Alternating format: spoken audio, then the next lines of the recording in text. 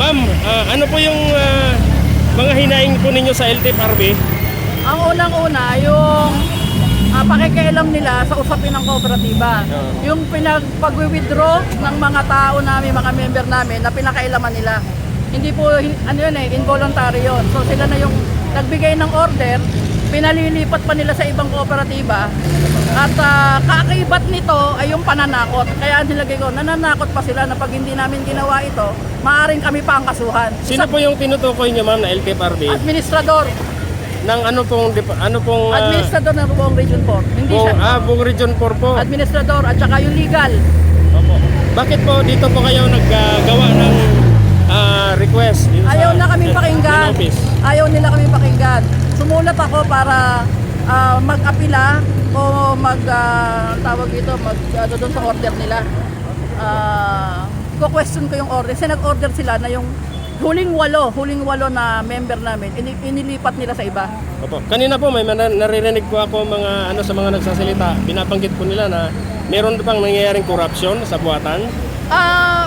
Maaring ganon dahil para kausapin mo ang isang kooperatiba at pakiusapan mo na i-withdraw namin. Anong meron sa inyo? Bakit kailangan mo utusan kaming i-withdraw namin ito? At ilipat sa ibang co-op. Dahil ba ang supply ninyo doon ibibigay at hindi kami kumukuha ng supply sa inyo? Ma'am, sumulat na po ba kayo kay Chairman Guades? May sulat kami last week. Nagre-request kami ng audience para pakinggan kami. At magkaroon kami ng kasunduan para paano kami matutulungan dito sa ginagawa namin. May tugon po ang Office of LTFRB? May tugon sila. Pinadlock yung gate. Pinadlock po yung gate nila kanina. Ayaw nila kami papasukin. Kahit kaming mga opisyal lang, ayaw nila kami papasukin. Pinadlock nila yung gate.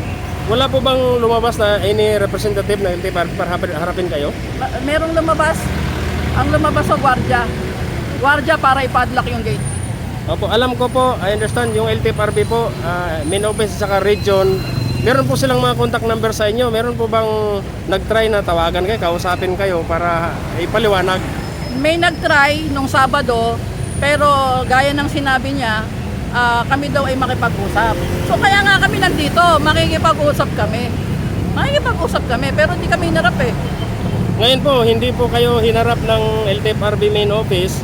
Ano po yung next move ninyo? Meron po bang mga legal options po kayo na paplanuhin? Meron. May legal option siguro, baka may makakasuhan kami sa Region 4A. Pag-uusapan namin ng aming mga legal team kung paano kami pinahirapan at paano kami ginagago at binubudol ng mga taga Region 4A. Ma'am, paglilinaw po, ang inyo pong mga tinutukoy po at nirereklamo, hindi po sa main office, no? Yan po ay Region 4 lang po. Region 4 lang po kasi nga po hindi na kami pinakikinggan. Para kami ay isang kooperatibang legal, gawin ng isang LTFRB, mga opisyalis, medyo nakakatakot yon. Paano kung yung ibang maliliit na co-op hindi kayang magsalita kagaya namin? Pakipag-usap, sinubukan natin na sila yung makausap, hindi po nila tayo hinarap.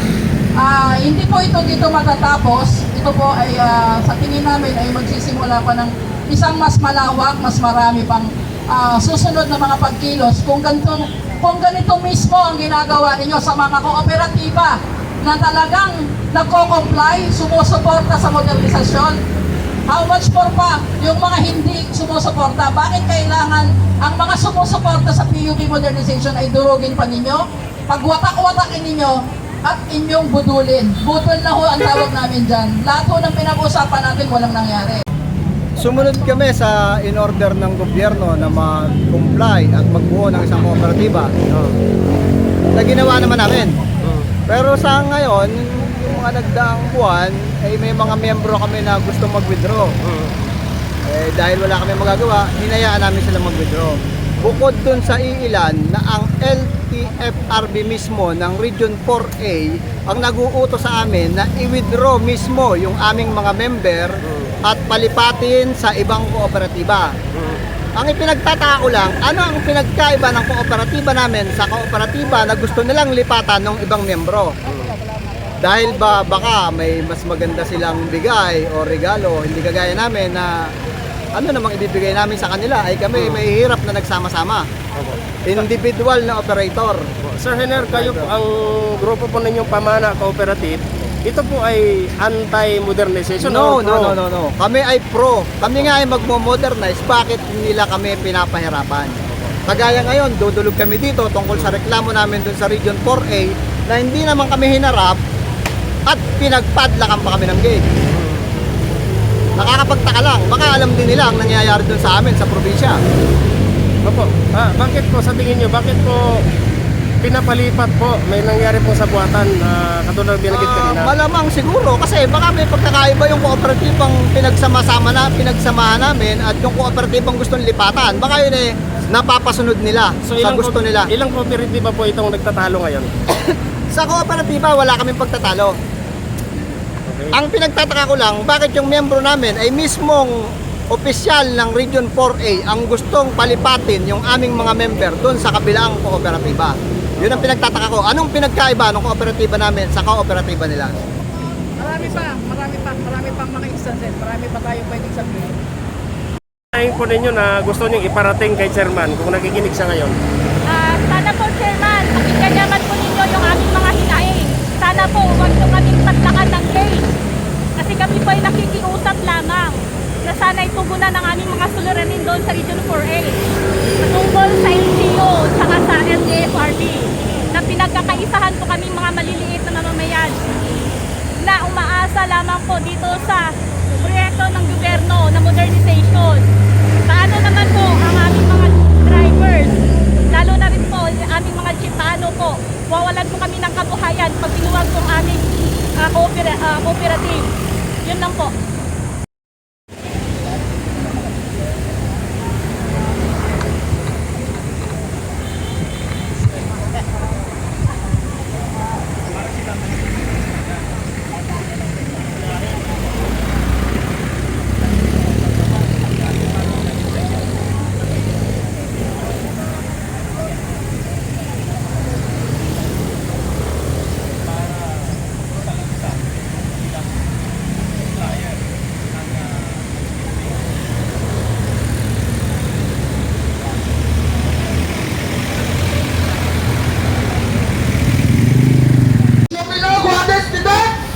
Kailangan namin na makipag-usap sa inyo kung kayo ay may magkamantang serbisyo sa aming mga hanay. Kailangan namin kayo makausap. Kailangan namin ang inyong serbisyong totoo. Sirado ang pinto, ayaw nyo makipag-usap sa amin. Kami po ay nandito para masolusyonan sa pangkalahatan ang problema ng PUBMP. Hindi pasukin ng mga sindikato, lalo na doon sa LTFRB Region 4, yung sabuatan na yan ng LGU, CDA at LTFRB. Pag ayaw sa inyo, disok kayo. Pag ayaw sa inyo, dudurugin kayo. Kaya po kami nandito, ihahain namin ang hinaing na ito na sana po ay bigyang tapunan ng pansin ng main office para po dito sa sitwasyong ito. Ang hinahanap po namin ay serbisyo, hindi negosyo.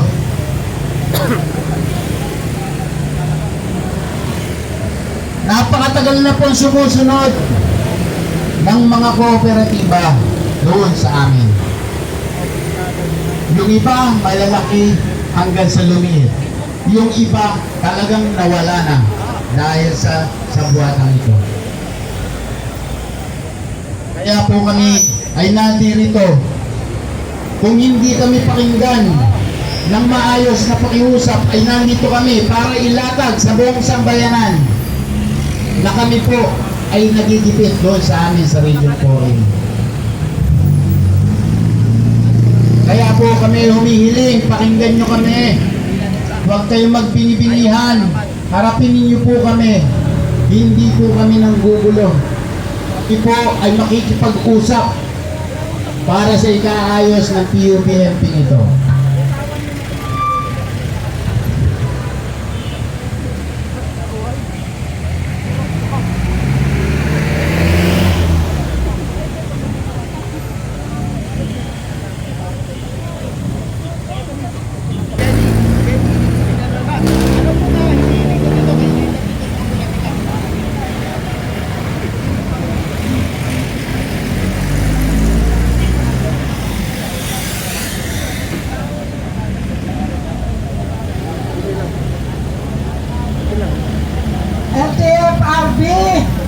naririto po kami sa inyong harapan. Hindi yata kayo pwedeng pakiusapan. Nagsasalita po kami ng ayos upang nang sa ganon marinig ang ating mga hinaing. Marinig ang boses ng mga taga-Laguna upang nang sa ganon mabigyan man lang ng solusyon ang mga problemang nangyayari sa amin sa Laguna. Nabahagi namin ang mga taga-LTFRB. Hinihiling lang namin sa inyo na tulungan kami. Pero mukhang kayo ay nagpipingin-pilihan din sa nais nangyari ng mga taong naririto. Mga kapwa-driver, mga mananakay, at nang sa ganon, maisaayos ang mga pangangailangan ng mga mamamayan doon po sa Laguna. Kailangan lang po namin na magkaroon ng kalinawan dahil kahit ano pa ang ginagawa namin doon, dati pa rin formasyon ng kanilang mga gawain, ang kanilang mga dati pa rin ang mga ginagawa nilang pamamahala. Dati pa rin ang ginagawa nilang pagsasaayos na kung minsan, kung sino yung may malaking katong na ipinibigay sa kanila, yun ang kanilang sinusunod. At ang mga kapwa mahihirap ay baliwala sa kanila. Kahit na kami ay nagtiis sa loob ng 4 taon upang nang sa ganon may modernisa ang aming mga sasakyan. Pero bakit ganito ang ginagawa sa mga mahihirap na mga kooperatiba na kung saan ang mga miyembro namin ay umaasa na matutulungan ng gobyerno? Ngunit kung ganito ang sistema na binibigay ng gobyerno, magpapagla ng kanilang pintuan upang hindi makapasok ang aming mga opisyal at nang sa ganon ay makausap at magkaroon ng kalinawan ang aming mga ipinaglalaban. Bakit ganyan ang ginagawang serbisyo na kung saan ang mga mamamayang ito ang nagbabayad ng bilis upang kayo ay magkaroon ng sweldo at ng malaking kita dyan po sa gobyerno? Pero mukhang kami ay binabaliwala ninyo yung aming ambag dahil sa binibigay namin sa inyong kita ay mukhang baliwala pa sa inyo. At mas minamahalaga ninyo ang malaking ibinibigay ng mga korporasyon kaysa sa aming mga mahirap. Ganito ba talaga ang mangyayari sa ating gobyerno? Ganito ba talaga ang nangyayari sa mga mahihirap na mga mamamayan na nagnanais na magkaroon din ng katahimikan sa buhay dahil sa sinusunod naming batas upang nang sa ganon mabuhay kami ng matiwasay at maayos sa aming paninigilan sa aming mga lugar. Nais namin kumain ng maayos. Nais din namin makapaghanap buhay ng maayos. Ngunit ang nangyayari po para dito sa mga mamamayan, lalo pa doon sa lugar sa amin sa Laguna, ay sinasamantala ang mga maliliit na katulad namin. Sinasamantala ang aming mga kahinaan dahil kami ay kulang sa pambayad sa kanila.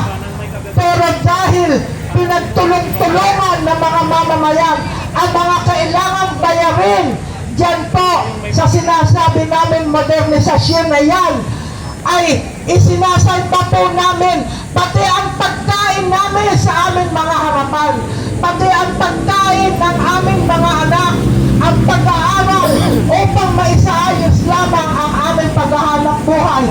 Pero ang nakita namin sa ngayon, narito at pinagsasaratuhan kami ng pinto upang sa ganon huwag kami kausapin kahit kami ay may naipadala ng sulat sa kanila noong nakaraang linggo upang makausap ng maayos. Ngayon ayaw naman nilang makinig. Ano pa ang sasabihin sa inyo ng mga mamamayan? kapag ganito ang iginagawa ninyo at itinuturing sa mga pangkaraniwang mamamayan dito sa ating bansa? Paano pa kaya kung kami ay mga mayayaman? Paano pa kaya kung kami ang mga may-ari ng mga naglalakihang boss na sumusunod din sa modernisasyon? Hindi magpare-pareho lamang kami na sumunod sa batas na isinagawa. Pero bakit po dyan po sa Region 4A mas kinakalinga nila kung sino ang mga may pera, mas kinakalinga nila kung sino ang mga nakakapagbigay sa kanila ng kaalwanan sa buhay, at nang sa ganon turugin ang mga kooperatiba at nang ang mga ito ay pumasok sa mga modernisasyon ng mga korporasyon. Papaano na kaming mga kawaawang mga nilalang? Papaano na ang mga mahihirap na sa ngayon ay umaasa pa rin na matutulungan kami ng gobyerno? Kahit kami ay sumusunod, kami ay nagbibigay din ng butaw, nagbibigay din kami ng sinasabing bayad sa LTFRB, nagbibigay din kami ng mga kinakailangan nilang mga dokumento upang maisakdiyos ang aming mga hanap buhay. Pero sa ngayon, baliwala lahat ang ginagawang ito sa amin. Ano ba, admin? Nakikinig ka ba sa problema ng mga mamamayan na naririto ng mga taga-Laguna? Dahil ito lang ang nakikita namin na makakalipas ng problema namin, sapagkat sa Laguna mukhang nagkakaisa, lalo na yung isang babae doon na nakaupo upang nang sa ganon durugin ang mga kooperatiba at mapasang-ayon ang mga ito na sumama na sa mga kapitalista, sumama na sa mga modernisasyong may-ari ng boss. Kaya naririto kami, hindi pa ninyo kayang pagbigyan ang boses ng mga mahihirap na kooperatiba. Hindi pa ninyo kayang pagbigyan ang mga hinain ng mga kooperatibang nandirito upang nang sa ganon mabigyan ng kalutasan ang mga problemang itinutulog namin sa inyo, kahit na kami ay mayroon ng sulat at na hindi ninyo sinasagot. Dumadaan kami sa mga legal na proseso upang kami ay kausapin. Pero ang nakakalungkot, bakit ganyan ang ginagawa ninyo sa aming mga mahihirap? Bakit ganyan ang ginagawa ninyo? Siguro, kung kami ay nasa malalaking korporasyon, mas malamang kaninang-kanina pa, andyan na kami sa loob at kinakausap ninyo. May dalang regalo, may dalang pagkain, may dalang kung ano-ano. Pero dahil kami ay mga mahihirap at ang idinutulog lang namin sa inyo ay mga problema ng bayan, pangunahin na ang mga driver, pangunahin na ang mga nangyayari sa amin sa Laguna, sa mga modernisasyon ng mga jeepney driver. Dahil sumunod kami sa batas, pero binabaliwala ninyo ang ginawa namin pagsunod sa batas. Binabaliwala ninyo ang mga nais naming iparating sa inyo. Kahit kami ay gumawa na ng sulat, kahit kami ay nagsasaayos ng aming mga trabaho upang nang sa ganon mabigyan din namin ng kasiguruhan ang aming mga kasapi na kung saan sila ay sumasang-ayon na makapaghanap buhay ng maayos. Pero bakit ganyan ang LTFRB? Bakit ganyan na ayaw sumunod sa mga sinasabi ng mga mamamayan? Nasaan ang demokrasya dito sa ating bansa? Bakit binabaliwala ninyo ang tinig ng mga mahihirap? Bakit baliwala sa inyo ang tinig ng mga mamamayan? Upang nang sa ganon, maiayos sana ang problema na aming idinudulog sa inyo. Pero kayo ay baliwala dahil kayo ay may mga pasak ang mga taenga, may mga pasak ang mga bibig kung walang mga dala. Sana hindi totoo ang aming ibinibintang. Kaya lang sa nangyayari sa ngayon, wala kaming magawa dahil iyan siguro ang gusto ninyong mangyari. Kayo ay mga dikotse na, kayo ay may magagawang sasakyan, kayo ay kumakain na ng masasarap, samantalang ang mga naririto naghihintay pa rin sa inyong panawagan upang bigyan ng kalutasan ang aming mga suliranin. Sana naman humihingi kami sa inyo ng kahit na kaunting panahon upang pagbigyan at pakinggan ang suliranin ng mga naririto. Suliranin ng mga mananakay, suliranin ng mga drivers. Compliance, mahigit 3 taong panlilito ng LTFRB sa compliance ng modernisasyon nila ay wala pa rin nangyayari. Hindi pa rin nabibigyan ng maayos na kabuhayan yung mga driver, operator na nag-comply ng maayos.